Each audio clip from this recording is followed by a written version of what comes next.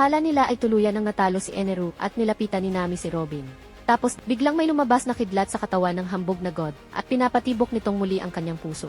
Bumangon ito at tumayo na kinagulat ni Wyfer. Kaya, napaluhod na lang sa pagkakadismaya ang Shandorian dahil binuhos na niya lahat ng kanyang makakaya.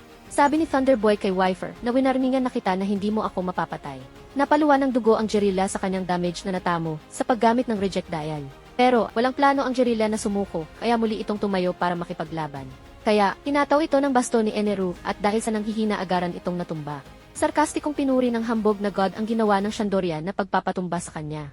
Inumpisahan na niyang ipataw ang kaparusahan ni Wyfer at naglabas ng Thunderbird. Tapos, pinatikim niya ng 30 million bolt ang Jirilla na nagpahirap dito. Dali-dali naman tumakbo si Zoro at kinuha ang Sea Praising Stone para gamitin sa pag-atake kay Thunderboy.